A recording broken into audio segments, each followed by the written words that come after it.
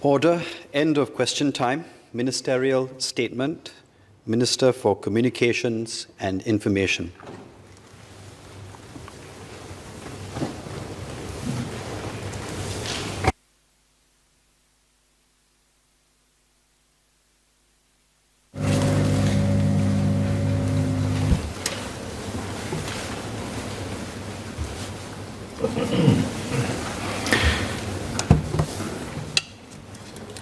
Thank you, Mr. Deputy Speaker.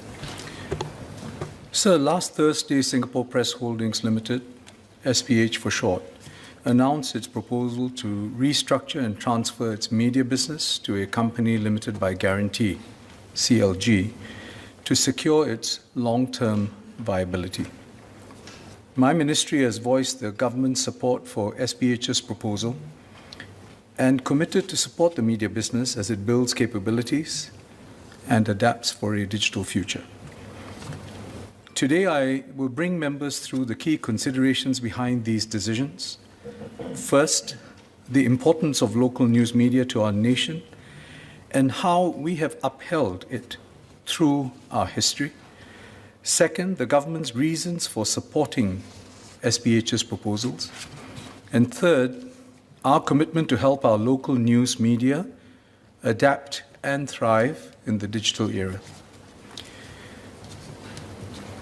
Mr. Speaker, sir, a high-quality, professional, and respected media reporting news by Singaporeans for Singaporeans is essential to the fabric of our nation. Our local media is keenly attuned to our unique circumstances as a small city-state, an open economy, and a multiracial society. They help interpret global events through a distinctively Singaporean lens, analyzing their impact on our lives. This is ever more crucial in an era of heightened geopolitical contestation. The local media also express our identity, values, and priorities so that the world gets a perspective from Singapore itself and not through the filter of others. Domestically, the local media not only reports on events and developments, but also publish a balanced range of views to inform the national debate and help foster a national consensus, not allowing disagreements to deepen into divisions in our society. They help to sustain the common ground in our multiracial and multireligious society, whilst preserving the voice of each of our communities through the vernacular media. And they write the first draft of our history, as Mr. Goh Chok Tong put it in 1995, serving as an authoritative record of our collective experience as a people, giving future generations of Singaporeans a sense of how we saw the world, what was important to us, and how we built tomorrow's Singapore. The local news media fulfill this role while upholding high standards of accuracy, objectivity, and balance. These are traits that are ever more scarce in the raucous global information landscape, especially online. The local media help to distinguish fact from falsehood, substance from posture, what is high from what is low, as Mr. Lee Kuan Yew put it in 1998.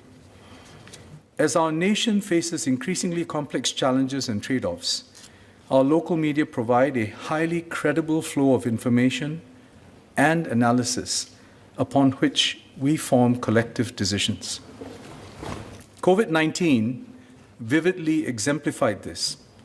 In the pandemic, Singaporeans looked to our local newspapers and channels as their trusted sources of critical information. In a 2020 survey by the British pollster YouGov, 7 in 10 Singaporeans said they trusted the local media's reporting on COVID-19. In the UK, by comparison, YouGov found that only 3 in 10 trusted the information on COVID in British newspapers. In 2021, the Edelman Trust Barometer reported Singaporeans' trust in local media at 62%, above the global average of 51% and above the US number, which was 45%, and UK and France, which were both at 37%. It is critical to maintain this trust.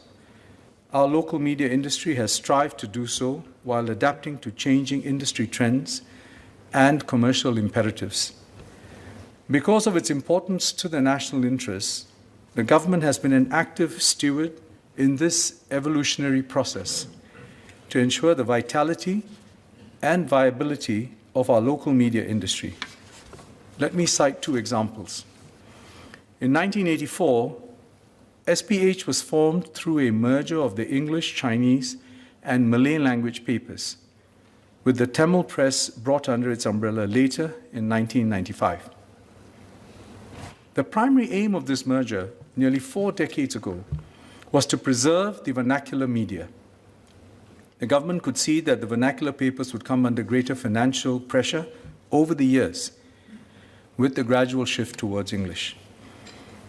As Mr. Lee Kuan Yew explained at Lian He Zhaobao's 80th anniversary in 2003, my worry as Prime Minister was how to preserve at least one quality Chinese newspaper and sustain it over the long term when the trend in education was towards English. The merger reduced duplication of overheads and costs of competition and enabled the SPH newspapers to achieve economies of scale and greater commercial viability. Between 2000 and 2005, the print and broadcast industries launched into more direct competition, but subsequently reconsolidated. Initially, SPH and MediaCorp were allowed to enter each other's main businesses, with the trend towards convergence between print and broadcast. The hope was that greater competition between them would spur both to develop better local content and retain local audiences against rising foreign competition.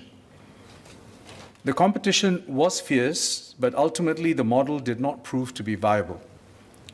Against the backdrop of the dot-com crash and SARS, the industry was rationalized in 2004 to preserve the viability of the two companies. One, a core broadcaster, and the other, a core newspaper group. So today, yet again, our local news media is at a watershed.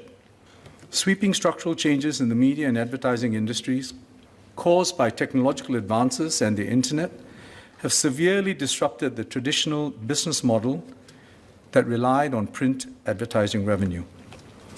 The competition for eyeballs has intensified. In the borderless online space, our local news media must now compete not just with international news organizations, but also entertainment providers and user-generated content. The cost of producing quality news content remains high, but revenues have plummeted. Global print advertising revenue is decreasing by 7% year on year. Meanwhile, news aggregators and other news providers are now able to provide so-called free news services without the cost of maintaining a high-quality newsroom. Though digital ads are growing, it is the digital platforms like social media and search engines that capture the lion's share of the revenue. Though the demand for quality news has not diminished, monetizing digital initiatives is challenging, and the revenues of quality news platforms all over the world are falling sharply with little prospect of relief. Just last week, on World Press Freedom Day, the Executive Director of the World Association of News Publishers, Andrew Heslop, published an article quite aptly titled, "Media Across the Globe, Fighting Immediate and Existential Threats." And he warned, many of the difficult questions facing the news industry are underpinned by an inability to predict a general economic model that will guarantee a future for quality professional journalism. The harsh reality, public interest reporting simply does not convert to advertising dollars. For many media companies, the economic fallout of COVID-19 was the final straw. An article in the Columbia Journalism Review described it as the journalism crisis across the world. Most publications are now running deficits, and many newsrooms are shrinking, even closing. More than a quarter of American newspapers have disappeared in the last 15 years, reducing the number of newsroom jobs by half. In the UK, more than half the country is no longer served by their own local newspapers. Southeast Asia has seen well-known newspapers change hands, restructure, or shut down in recent years. The Jakarta Globe ceased printing and went fully online in 2015, and the Philippine Star had a majority stake acquired by the telecommunications group PLDT. Ours is a small local market with just two main local news media organizations, SPH and MediaCorp. While there are potential synergies and opportunities for collaboration between them, we can ill afford the convulsions and closures we have seen elsewhere, with a consequential loss of diversity and choice in our media landscape. The response of media companies across the world has been varied, reflecting their own social and political context. Many have resorted to cost-cutting to survive. News Corp, one of the largest media groups in the world, recorded a $1.5 billion loss in 2020. It is now embarking on a consolidation exercise, which will likely entail major cost cuts and job losses. Even digital news sites, which have ridden the wave of internet media, have not been spared. Popular site BuzzFeed, which claimed a greater online audience than the print circulation of any single newspaper, has never made a profit and was compelled to abort its global expansion plans last year. Some publications have received life support from wealthy financial backers or funds. Billionaires have acquired established newspapers for philanthropic or other motivations. The Washington Post was bought by Jeff Bezos of Amazon in 2013, after 80 years of ownership by the Graham family, which had sustained the paper partly on the proceeds of its Kaplan education business. In the 6 years before the sale, the paper's operating revenue fell by 44%. The South China Morning Post was owned by Rupert Murdoch's News Corp until 1993, when it was acquired by Malaysian real estate tycoon Robert Kwok. In 2016, it was acquired by the Alibaba Group. With the largesse of Alibaba, SCMP lifted the paywall on its articles and was reported to have increased its international reach more than fourfold within 3 years. Yet it remained loss-making. In 2020, SCMP restored the paywall and subscription model, acknowledging that the advertising model is no longer enough to sustain high-quality news. Other major newspapers now owned by billionaires include the Los Angeles Times. Even hedge funds have got into the act. Alden Global Capital acquired over 200 US newspapers with extensive layoffs and cost-cutting measures.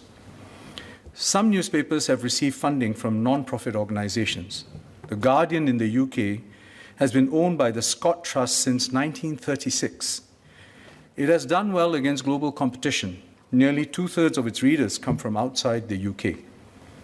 But in 2020, after making a £25 million loss even after drawing from the trust, the Guardian announced plans to cut 12% of its workforce, saying that we face unsustainable annual losses in future years unless we take decisive action. Even the rare papers that are profitable are under continuing pressure. The Wall Street Journal has had to make numerous changes to its operating model to keep afloat. While investing in a special innovation team of 150 employees, it has also had to thin out its print edition and lay off staff as recently as 2016. The New York Times has done especially well in making the digital pivot, recently reaching 7.5 million subscribers in 2020, though it too saw ad revenue plunge by 26% the same year. The New York Times' success is not easy to replicate. Beyond digital transformation, it commands a global attention that is difficult for our media, writing from the perspective of a small country, to emulate. It is also noteworthy that the New York Times and Washington Post tripled their digital subscription during the period of the Trump administration. Meanwhile, US metropolitan dailies of comparable size, like the LA Times, Chicago Tribune, and San Francisco Chronicle, have seen significant falls in circulation, in part because of subscription fatigue among readers. The Financial Times, which enjoys the advantage of being a specialist newspaper, employs rigorous data analysis to tailor its coverage and subscription offers at its target segments. It has a small but affluent readership, exemplified by FT's weekly lifestyle magazine called How to Spend It, with strong advertising appeal. Still, in 2015, the Japanese media group Nikkei bought Financial Times from Britain's Pearson. So even a successful newspaper is susceptible to takeover. Governments around the world have recognized the news media as a public good that merits direct public funding. Public funding of broadcast media is well known. Less well known is public funding of print media, but it has a long tradition in European countries. The French government spends hundreds of millions of euros annually to support the press, including prominent papers like Le Monde and Le Figaro. It has done so for over half a century, with annual subsidies at times exceeding €1 billion. Scandinavian governments, too, have supported their newspapers for decades, both through direct subsidies and tax breaks. In 2020 alone, the Norwegian Media Authority gave press subsidies of €43 million, while Sweden rendered a €65 million aid package to buffer the impact of the pandemic. In Singapore, we provide annual funding for public service broadcasting to Mediacorp. Last year, we also provided SPH Media with over $30 million through the National Job Support Scheme, and we were prepared to do more if the need arose. So in sum, the global news media industry is under severe structural pressure, and there is no universal solution. A few have succeeded, some are struggling, many have failed. The sources of support, be it public, private, philanthropic, or others, have varied widely. And at this critical juncture, SPH Media must similarly chart its own course to revise and, if necessary, reinvent its business model for the digital age.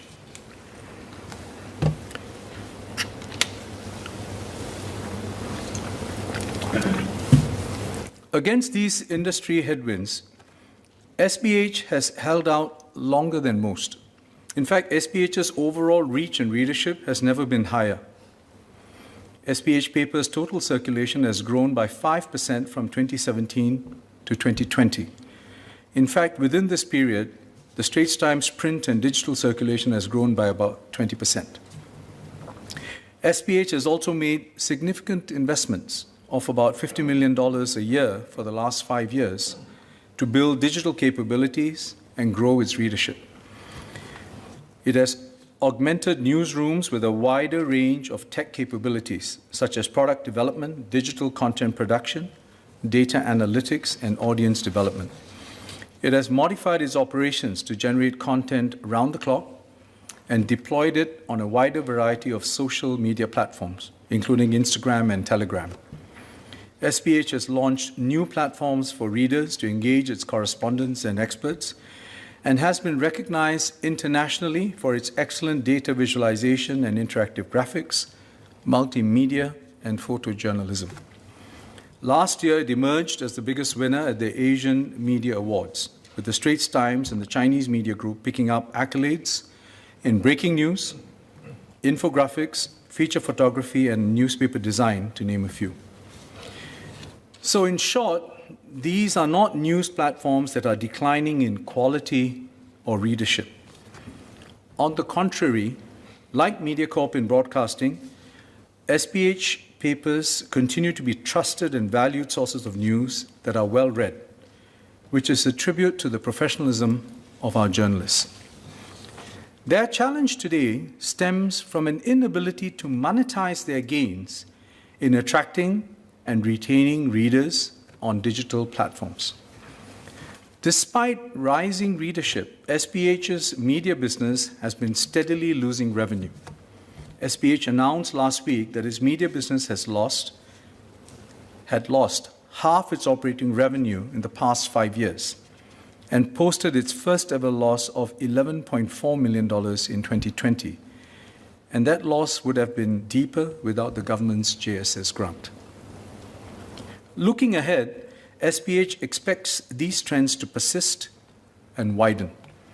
Print advertising revenue will continue falling as media consumption progressively shifts online. Rising digital advertising revenue will not compensate for the fall in print advertising revenue.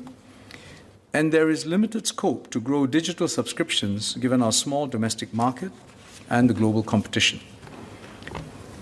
These secular trends are undeniable. They affect SPH, MediaCorp, and the global media industry. And the adverse effects will be compounded by the lingering economic impact of COVID-19, with businesses cutting ad spending and consumers reluctant to pay for content. SPH has been under persistent pressure to account to shareholders for the anemic financial performance of its media business. Hence, the company has implemented several cost-cutting and retrenchment exercises in recent years. But SPH has assessed that any further cuts would impair its ability to maintain quality journalism. SPH has also spoken of its constraints as a listed company to make significant and sustained investments in their digital and newsroom capabilities, which may not yield near-term payoffs. Hence, under the current structure, there is a serious risk that SPH's media capabilities will be hollowed out. Without sustained investment in capacity building and a digital pivot, its quality and circulation will fall, and this in turn will worsen financials and cause further disinvestment. And the immediate pressure will inevitably be on our vernacular papers, some with relatively small circulations, which would have a profound detrimental impact on the multiracial fabric of our society. Mr. Speaker, sir, this is the sobering picture of what lies ahead if we fail to act now and take proactive steps. Without a responsible and high-quality local media, the quality of our public debate and discourse will be compromised, and we will slowly but inexorably become less cohesive as a society. Given what is at stake, the government must take a long-term view and adopt measures to secure the sustainability of our local media. The government, therefore, carefully studied the proposal from SPH.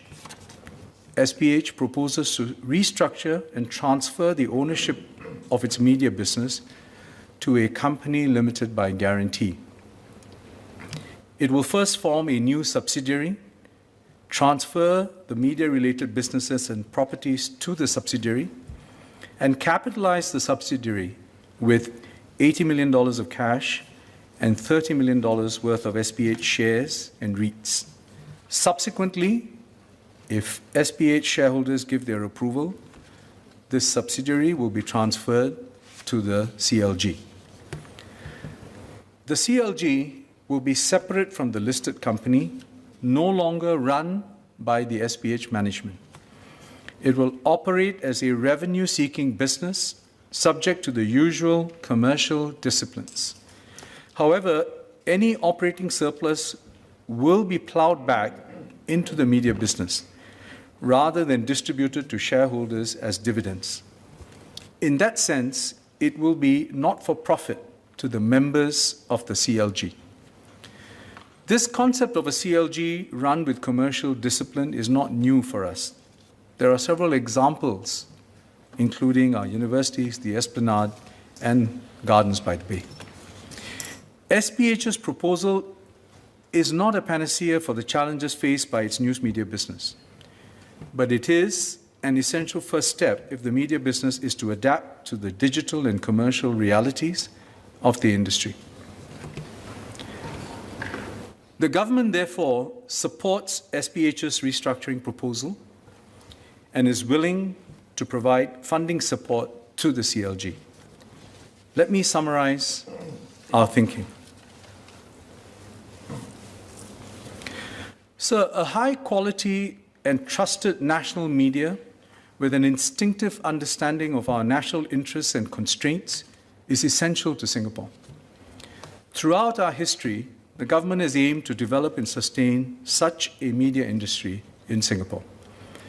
However, the current SPH model of a news media business within a listed company is no longer viable. While the media business's traditional revenue streams are declining sharply, significant investments are needed to build digital and other capabilities for the longer term. A company limited by guarantee is one model to remove the news media business from the constraints of a listed company, while the news business under the CLG invests in strategic imperatives. But the CLG will still have to find new sources of funding to meet the expected financial shortfalls in the news business. The government is willing to help fund the proposed CLG while ensuring fiscal discipline and accountability in areas like digital innovation and capability development as part of a long-term sustainable business plan. We already have a similar financing model with MediaCorp, our core national broadcaster, which has been working well. Having such national broadcasters, newspaper publishers, and online news platforms is a public good that benefits the whole of society. Although the business and financing model will change, the government does not intend nor expect this to affect the relationship between MCI and the SPH newsroom. The government is mindful that our local news media must remain credible institutions that are trusted by Singaporeans, and that it remains the responsibility of the editors and journalists in SPH media to report news and diverse opinions objectively and from a Singaporean point of view.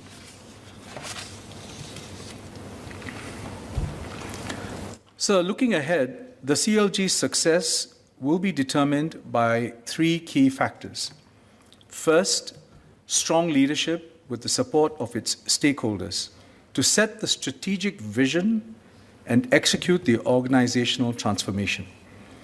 Second, a robust business strategy that can be sustained under the new structure with the requisite resources. Third, a strong and capable team of professionals in the newsrooms who will maintain the high standards that we have come to expect of this cherished national news organization. In this regard, the Newspaper and Printing Presses Act, NPPA, is a key regulatory instrument that will apply to the new entities, the news entities, under the CLG. The NPPA was introduced in 1974. It places restrictions on the ownership and control of local newspaper companies. Among other requirements, newspaper companies like SPH are required to issue two classes of shares: ordinary shares and management shares. Ordinary shareholders can each hold no more than 5% of the company's shares, except with the approval of the minister. This prevents excessive influence over local newspapers from any single source, local or foreign. Management shareholders have special voting rights on resolutions relating to the appointment of directors and staff of the newspaper company. The issuance of management shares and the appointment of directors must be approved by the minister.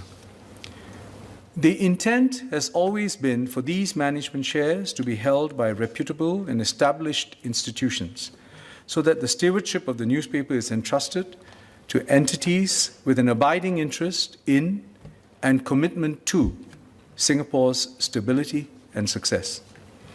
Currently, the management shareholders of SPH are OCBC, Great Eastern, UOB, DBS, Singtel, NTUC Income, Temasek via Fullerton Private Limited, NUS, and NTU. As SPH restructures its media operations, we want to ensure that its management shareholders continue serving as custodians of the CLG. I have therefore met and consulted the representatives of the management shareholders, and they have all agreed to form the CLG and to be its founding members. This will ensure that our local news media will remain in the hands of trusted institutions with a long-term stake in Singapore. In due course, the membership will be expanded to include newer and more diverse institutions, such as institutions as stakeholders of the CLG. One important and immediate decision for the CLG is the appointment of the chairman of its board. I also discussed this with the management shareholders. They have all agreed that given the national importance of this undertaking and the scale of the challenge, the chairman should be Mr. Koh Boon Wan. With his high standing and more than 25 years of public service experience in various senior appointments, Mr. Koh will be able to provide strong strategic leadership for the CLG. And I'm pleased to inform members that Mr. Koh has agreed to be the chairman of the CLG, and he will be sharing his thoughts on its way forward in due course. To ensure the long-term viability of the enterprise, the government also stands ready to provide the CLG with funding in areas like digital innovation and capability development. We want to ensure the CLG has the wherewithal to innovate, build digital and other essential capabilities, and confidently take on new challenges. The new media company must have a long-term, sustainable business model with different revenue sources, including traditional advertising and subscription revenues, complemented by government funding and contributions from its management shareholders and benefactors as other components. We expect that after the transfer of the media business, the CLG will formulate detailed proposals on its strategic plan to build the business, and this will form the basis for government funding and support. On the regulatory front, the government will maintain the safeguards hitherto placed on the media business under the NPPA. Subject to shareholder approval, after the restructuring is completed and the media business is transferred to the CLG, MCI will lift the shareholding controls imposed on the listed SPH entity. The NPPA will then apply to the new media company under the CLG's charge. The NPPA will not apply to the CLG, but appropriate safeguards will be incorporated in the constitution of the CLG to ensure that the CLG structure achieves its purpose and fosters the objectives of the NPPA framework, and that its members and directors will remain committed to Singapore's stability and success. Mr. Speaker, sir, we want the news media business to succeed in this critical transition while continuing to fulfill its vital role in our society. As I said at the beginning of this statement, a high-quality professional and trusted media with news reported by Singaporeans for Singaporeans is essential to the fabric of our nation. That mission statement remains unchanged. Within the framework of the NPPA, the local media operate independently of the government. They report and analyze the news fully and objectively, not holding back bad news nor advancing any singular ideological view or agenda, but focused on Singapore's interests. The government and the media will not see eye to eye on every issue and incident, but that is to be expected. And that is how SPH and MediaCorp have operated hitherto, and that is how the government expects the CLG to continue to operate after the proposed restructuring. The CLG must maintain the reputation and high level of trust that SPH has built with generations of readers domestically and internationally. Mr. Speaker, the restructuring of SPH is a watershed in the evolution of our local news media. But we are convinced that it is essential if our news media are to survive as high-quality news outlets. And the government will do our part to sustain a trusted news media in Singapore. Sir, our news media are not just economic entities. They are cherished institutions that reflect our values, whose past, present, and future are intrinsically tied to this nation, as Prime Minister Lee put it at the Straits Times' 170th anniversary. The newsrooms are and must continue to be home to talented editors and journalists whose professionalism and diligence have built credibility and trust in our newspapers. As 19-year-old A-level graduate Keng Sin Yi said in today's Straits Times, and I quote, "It is important to keep SPH media alive and motivated to produce quality newspapers every day. ST has been serving Singaporeans with diligence and high standards, educating us from the time when we knew little about the world. I hope we can express our gratitude by supporting and respecting these dedicated journalists. Together, we can keep our source of knowledge going and keep our ST alive. I want ST to be a part of the lives of my future children and grandchildren too." Sir, the success of this restructuring and the future of our local news media turns ultimately on our journalists' commitment to this mission and the support of our citizens like Sin Yi. And I would like to conclude by assuring our journalists and all Singaporeans of this government's abiding support for this critical national endeavour.